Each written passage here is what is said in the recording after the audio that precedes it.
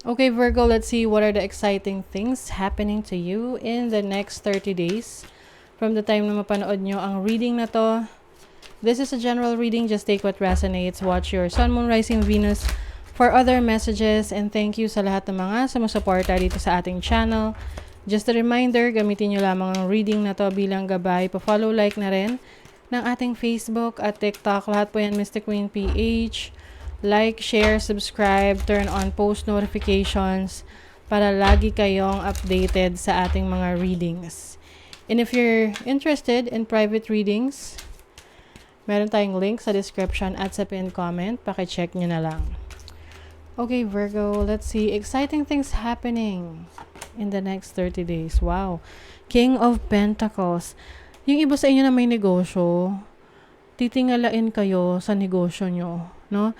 Yung tipong people will admire you kasi magaling kang mag-business or maaring yung products or services mo patok na patok sa maraming tao.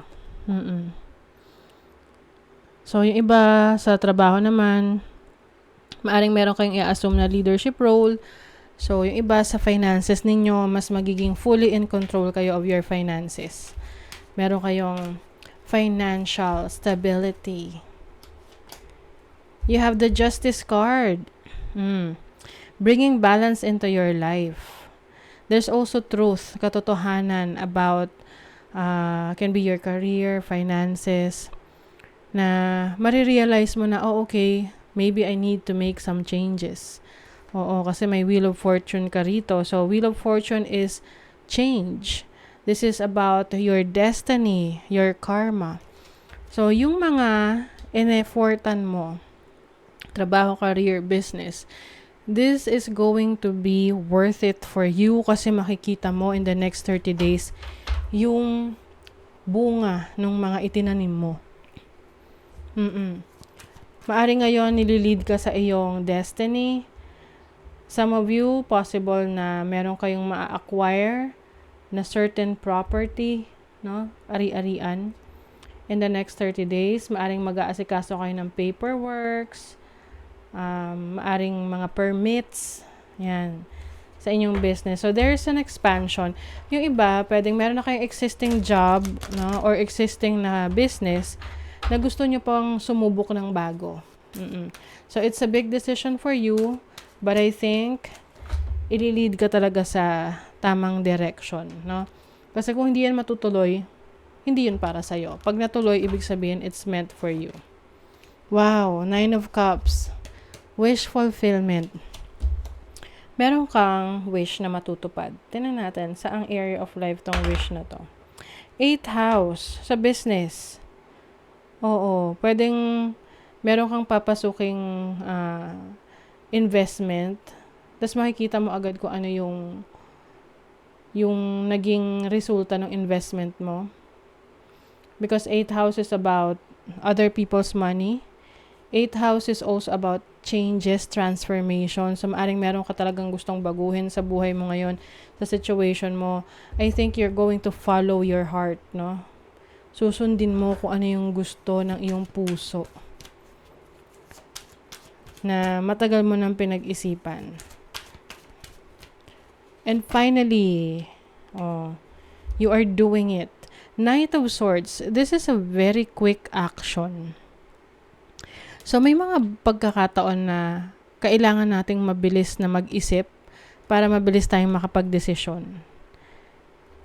Dahil mas maaagapan natin ang isang existing na problema kapag mabilis tayong mag-isip. So, I feel like meron kayong kailangang ayusin, meron kayong kailangang harapin or kausapin para maayos agad yung problema or yung issue na magagawa nyo agad ng paraan.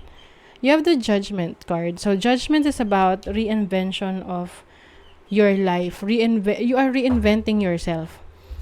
Bagong version ninyo. Maraming meron ditong 3 major arcana. So, definitely, this is major change. Karmic changes to for you, Virgo. Karmic changes.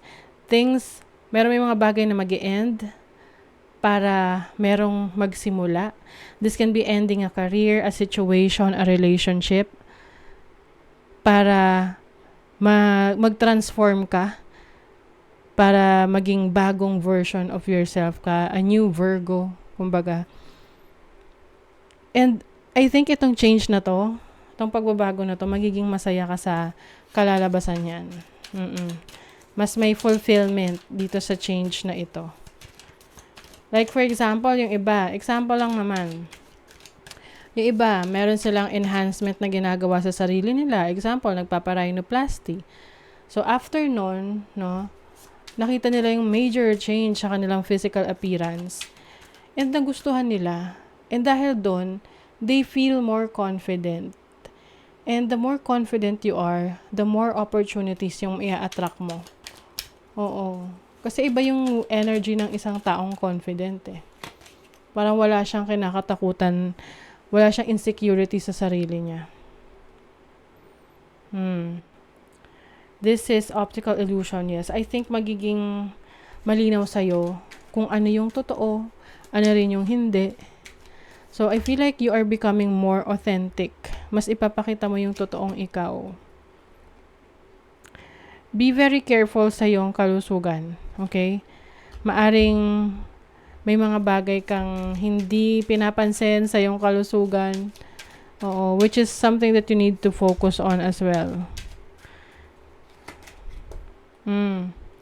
And then, merong relaxation. Yung iba, exciting tong bakasyon na to kasi hindi pa kayo nakakapunta sa lugar na yan before. So, example, di ka pa nakakapunta ng Boracay. So, exciting sa'yo yan kasi new place new experience, 'di ba?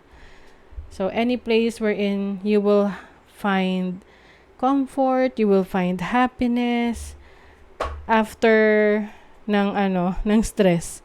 Kasi syempre, may mga bagay pa rin na kailangan nating harapin. Kailangan nating ayusin.